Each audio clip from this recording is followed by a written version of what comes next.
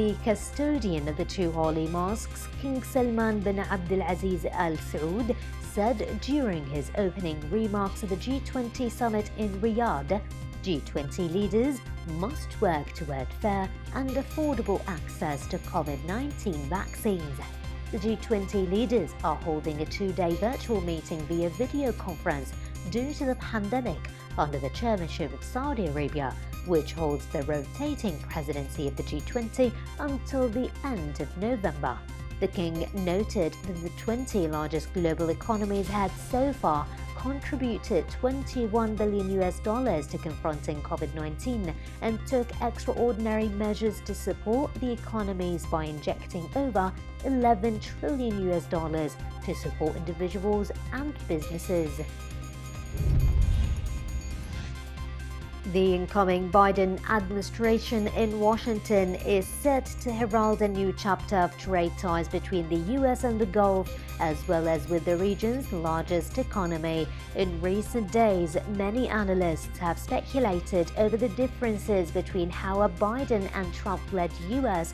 will interact with the oil-exporting Gulf states in Saudi Arabia, the dominant regional economy. Yet, while different administrations have had different policy priorities in the region, the overall relationship has remained strong over the decades.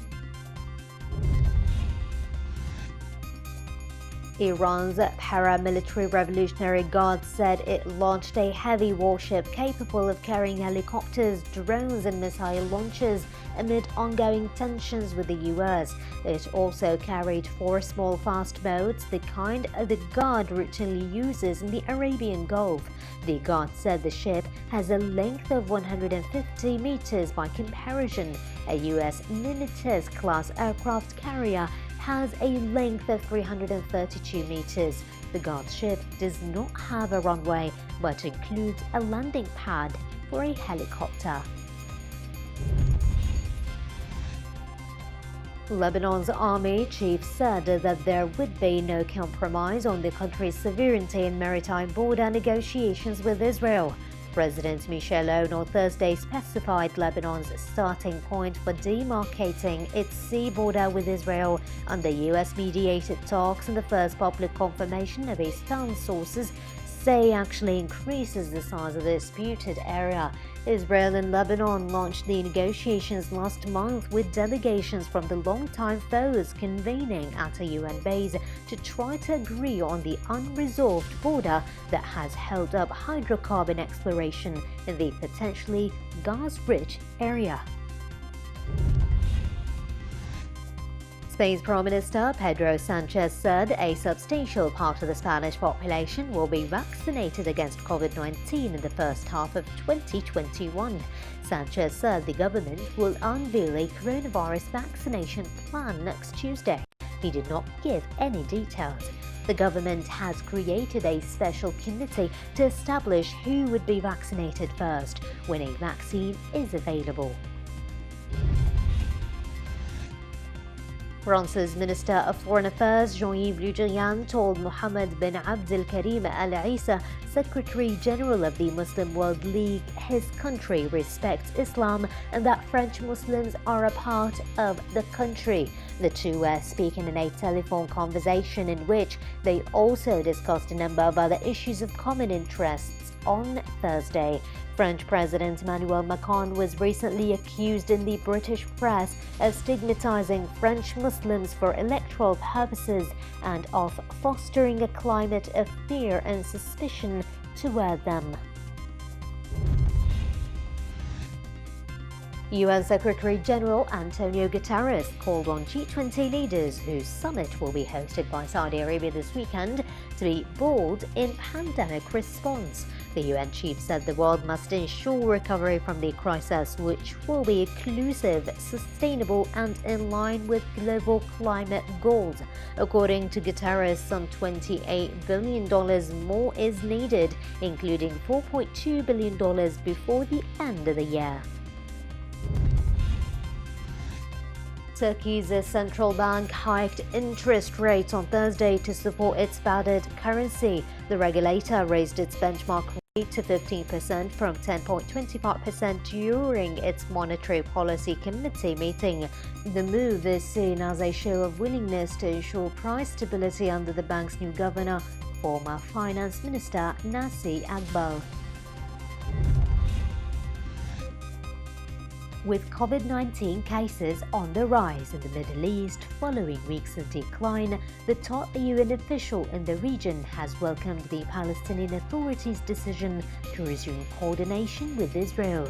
In a briefing to the Security Council on Wednesday, US Special Coordinator Nikolay Mladenov told ambassadors that Gaza remains the most pressing concern, as the territory is ill-equipped to face a major spike in cases due to poor living conditions and a fragile healthcare system.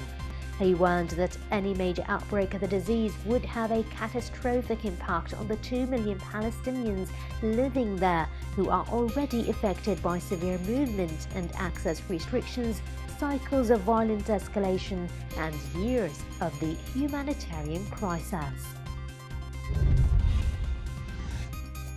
More than 55.93 million people have been reported to be infected by the novel coronavirus globally, and 1,343,584 have died, with 248,574 deaths and over 11 million confirmed cases. The United States tops the list of 20 countries with the highest recorded infections and deaths in the world. Infections have been reported in more than 210 countries and territories since the first cases were identified in China in December of 2019. Phase 2 trials of Oxford University's COVID-19 vaccine in healthy older adults have found it is safe and provokes an immune response. The university confirmed that the candidate vaccine it is developing with AstraZeneca showed similar safety and immunogenicity results in healthy older people to those seen in adults aged 18 to 55 years. Older people are at a disproportionate risk of severe COVID-19 disease, so it is essential that any vaccine adopted for use is effective in this group. The UN Refugee Agency said refugee resettlement numbers will be at a record low this year, with only 15,425 people resettled in the first 9 months of 2020, compared to more than 50,000 in 2019. In 2016, resettlement numbers globally stood at 126,291 according to agency figures. Syrians have been resettled in the biggest numbers so far this year at 41%, followed by refugees from the Democratic Republic of the Congo at 16%. The World Health Organization said that Europe made up almost half of the world's 4 million new coronavirus cases last week. It had the newest cases of any continent at 46% of the worldwide total. According to the WHO, Europe's COVID-19 tally declined by 10% compared to the previous week, following the strengthening of public health and social measures in the region. Turkish authorities have issued detention warrants for 101 people, including lawyers and doctors, as part of what they call terrorism-related investigations. Authorities launched the operation from the southeastern province of Diyarbakir and sought suspects across 4 cities and a total of 106 residential addresses. The authorities found guns, documents, and digital material at the suspects' addresses.